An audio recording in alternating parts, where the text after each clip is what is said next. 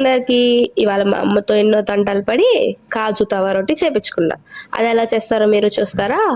కొద్దిగా తురిమిన బెల్లం, సన్నగా తరుక్కున్న ఉల్లిపాయలు, ఓ 4 పచ్చిమిర్చి, కొద్దిగా కరివేపాకు. ఈ కరివేపాకు మా చెట్టుదేనండోయ్! ఇవన్నీ తీసుకొని ఒక మిక్సీ జార్ తీసుకొని, ఈ కొన్ని పచ్చిమిరగాయలు, ఆ సన్నగా తరుక్కున్న బెల్లం, కొద్దిగా జీలకర్ర, ఉప్పు, కరివేపాకు ఇవన్నీ ఏసి మెత్తగా మిక్సీ పట్టుకోవాలనమాట. ఈ మిక్సీ పట్టుకున్న మిశ్రమాన్ని ఒక బౌల్‌లో పెట్టి పక్కన ఉంచుకోవాలి. ఇదన్నీ చేశాక తర్వాత 2 కప్పులు బియ్యపు పిండి ఒక ప్లేట్‌లో తీసుకొని, దాంట్లో ఇందాక కలుపుకున్న మిశ్రమం, ఈ సన్నగా తరుక్కున్న ఉల్లిపాయలు వేసి ఇందాక కాజు తవా రోటి అనే కాజులు చూపించలేదనుకుంటున్నారు కదా! ఇక్కడొస్తాయండి. చక్కగా నేతిలో వేయించుకొని చిన్న చిన్న ముక్కలుగా కట్ చేసుకున్న కాజుని ఈ పిండిలో వేసి కొద్దిగా మెల్లమెల్లగా నీళ్లు పోసుకుంటూ ఒక చక్కటి మిశ్రమంలా చేసుకోవాలనమాట.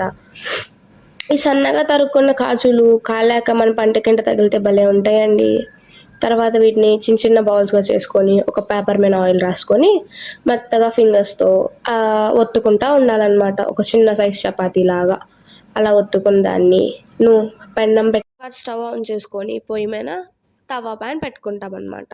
ఈ తవా పాన్ పెట్టుకొని కొద్దిగా కాగాక కొద్దిగా నెయ్యేసుకొని, ఇది చేత్తో ఒత్తుకున్న మిశ్రమం ఉంది కదా! దాని మీనేసి చక్కగా ఒక సైడ్ కాలాక మళ్ళీ కొద్దిగా నెయ్యేసుకొని ఇంకో సైడ్ కూడా బాగా కాల్చుకోవాలనమాట.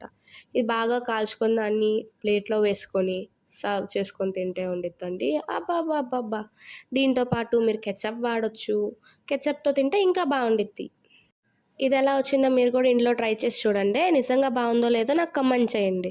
Like, share and subscribe to అమ్మ వంట నా తంట.